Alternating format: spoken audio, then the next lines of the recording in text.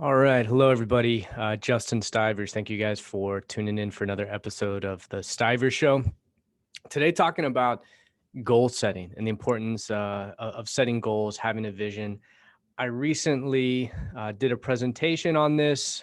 Kind of the longer presentation was having a vision to create the life you want and the discipline to make it happen, where I kind of talked about why I believe goal setting is so important, how to go about, setting your goals, and then how to actually implement and make those goals happen. So today though, I'm going to kind of just do two different videos. In this first part, I want to just talk about the importance of goal setting itself and why I believe goal setting is so important. I think a lot of people listening and or watching are probably familiar with the idea of setting goals and have read and have heard, ideas of people saying, hey, sit down, write down every morning, write down your goals every evening, write down your goals and that sort of stuff, which I think is fantastic and probably everybody should do.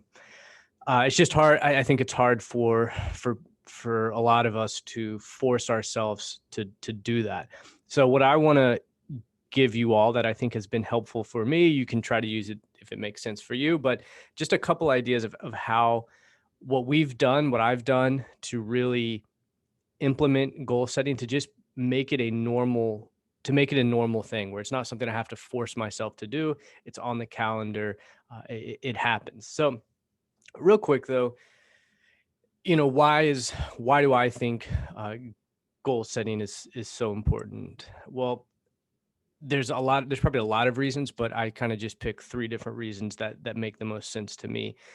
Number one, I think it's just that internal motivation, right? The scoreboard. Most of us, if you're into sports, or all of us are familiar with the idea of sports, of watching a game and there being a scoreboard and a team winning or an individual winning, and we all get that concept. I think it would be pretty boring and unenjoyable to just go watch a game if there was no score and at the end of it you just left and there was no winner.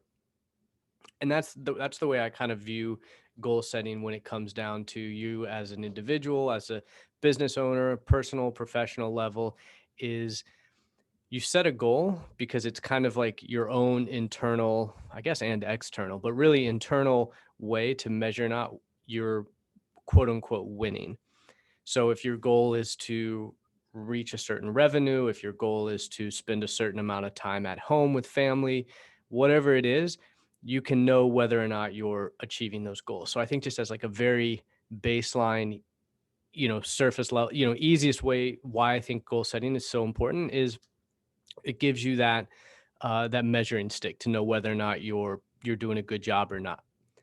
Number two, I think it gives you a sense of purpose. So a lot of us tend to just kind of fall into either a job, fall into doing, whatever it is that we do. And it's just, there's not a big reason behind it, right? You might not have one ultimate, reason. And I think purpose is a difficult conversation for a lot of people because I think, there's a lot of teachings, there's a lot of things out there where maybe someone just thinks like, okay, I know that I have to be a chef or whatever it is, and you've known since you were a small kid that is what you have to do, or whatever. You kind of get like trapped into thinking that there's got to be like this one thing. Well, there might not be. I don't know. I don't know that there is. I don't know that there's just one specific thing, but I think when you are when you kind of find that and you have a reason for why you do what you do, I think having those goals kind of help you get there. So if you're in your job and maybe that's not your, maybe you're working, you have the job that you want because it allows you to live a certain type of way, right? Maybe, I don't know, maybe being home every day at 5 p.m. so that you can have dinner with the family, like that's the most important thing for you. So your goals might mirror that or allow you or do something, structure your life so that you're able to live out that part of your purpose. Or, if giving back to charity or to your church or whatever, that's like your main thing. Well, now you can have a goal of earning X amount so that you can give X amount away to your church or something. So I think in a lot of ways, just by having goals, it gives you more of a purpose in your life in general. And you're not just kind of running around doing whatever you want to do, or, just kind of going haphazardly into your job, every single day because like that's what you have to do. So I think again, goal setting can really help with giving you a sense of purpose. And then lastly, I think it can allows you to kind of work backwards, allows you to create an action plan. So if you know, for example, that you want to live in a certain type of house, you want to drive a certain type of car, you want to give a certain amount away, you want to take certain types of vacations, whatever it is, you can work backwards. You can put numbers. Like if you know your house that you want is going to cost around this amount, you can figure out what the mortgage would be, what the taxes, what the insurance would be, all of that. And then you can figure out how much do you need to make. Or if it's not just, financial, if it's a certain amount of time off, then you can work backwards and again set it up so that so that you build the life to reach the things that you want to be doing. So I think having those goals allows you to create the action plan and the steps that you need to take in order to reach those goals. Because otherwise, if your answer is like, well, I just want to make more money or I just want to work less, how do you know if you've reached that? Right? I don't think you're just going to all of a sudden have a feeling like, okay, yeah, I've made it. I think there has to be some sort of, goal. And I think those goals are always shifting, right? I think that the target is always going to be changing a little bit just as you grow, as you get older, as situations change, and that's fine. But I think you have to first take the first step of knowing what those actual goals are. So the practice that I would recommend that something actionable that you all could take today is what I call a be do have meeting. And so this is not really my own. I've taken it from other places, from other people. I'm not sure the original source of it, but just a bunch of different things that I've been around. And so when I say we, me and my wife do quarterly meetings. So the first of each quarter, we get together, we get a big white sheet. So several white sheets, sticky white sheets, sticky kind of like giant Post-it notes. We put it on like an easel. We put 1 year and we put 5 years. So we're going to plan for the upcoming year and we're going to plan for 5 years from now. Draw a line down the middle, put her name on one side, my name on the other side. And then we have 3 columns, one column be, one column do, one column have. And we just kind of brainstorm and we throw out there, we say, hey, who do we want to be in 1 year and in 5 years? For example, do we want to be in better shape? Do we want to be nicer to each other? Do we want to, whatever, what do we want to be? And then we'll write that down. If it's something we both want, we'll put it in the middle. If it's something that just one or the other wants, we put it in their column. And we do that for 1 year and then for 5 years out. And then we do. So what do we want to do in 1 year and in 5 years? Do we want to go on a certain vacation?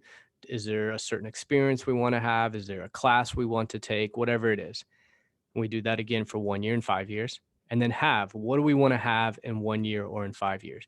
Do we want to have a new car? Do we want to have a new house? Again, whatever it is, doesn't matter. And then once we're done, we will put that, note somewhere in our place and just leave that up. So we're walking by that, constantly. And that serves as a constant reminder of, okay, these are what my goals are. This is what I want to be doing. This is what I want to have. And what's cool about it is, we maybe leave them up for the quarter or we save them somewhere until the next meeting. And then we'll go back again, I think consistency, and you have to constantly be updating them. But what's cool is to see what we had chosen or what we had said, from 3 months ago or from a year ago. And you see things that like kind of come and go, right? So like maybe, it's a great idea saying, hey, we want to be fit, but, at any given moment, maybe that's not like our top priority, but then there's other things that, stay regular priority, um, throughout the length of, the time that we've been doing it, the type of house where we want to live, et cetera, et cetera. So some things change, some things don't change. But what's cool about it is again, it's just constant reinforcement. And so then from that, we're able to kind of re-engineer our life as to how we want to be living, what we want to be doing. And it kind of motivates you. I think one of the things that we had been saying for a while, was something fitness related. I don't remember exactly what it was, but it had been up there and we hadn't taken action on it. We hadn't taken action on it. And then, like, a year later, we realized we had taken action on it, even though we had set the goal, a year or so ago, and we were actually doing it. So it just kind of like, I think that constant reinforcement of saying, hey, we're going to do this, we're going to do this, this is what we want, this is what we want, kind of subconsciously forced us to take action on it.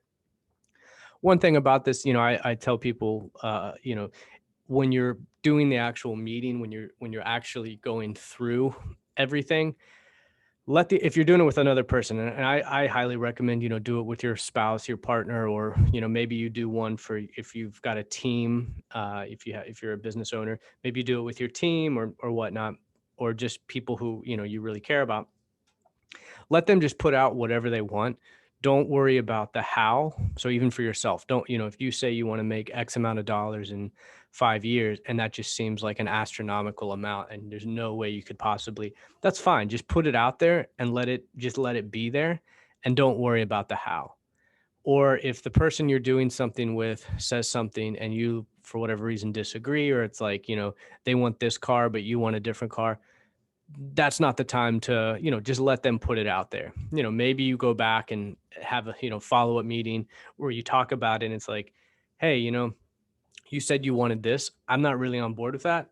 What do you think? But during this meeting, I think it has to be, free thought, free thinking, and put everything out there. So, um, this there's, I do other types of things for goal setting, but I like to keep it, kind of short and simple. I think having these, whether you do some sort of variation of this, I think once a quarter, so 4 times a year, you need to be at least checking in with these goals. Maybe, maybe more, but um I think at least quarterly, for sure twice a year. And again, your goals and everything is going to change, so you just want to make sure that you're on track, and that it hasn't shifted, right?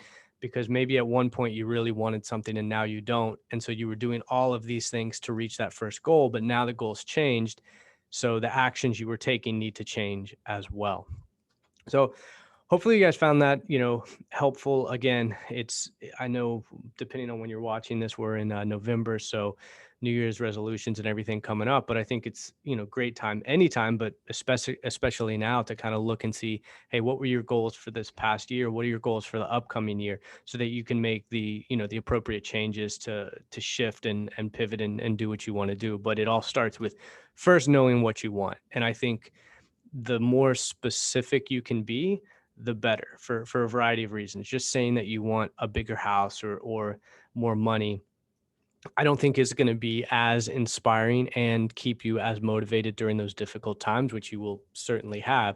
But if you have a real reason behind it, like, hey, I want the bigger house because, I envision having my family coming down for the holidays and staying with us, or whatever it is, it makes it more real. It makes it more tangible than just like, oh, hey, it'd be nice to have a big house. So, hope you guys found that useful. And thank you guys, as always, for listening and watching. And we'll see you guys soon. Take care.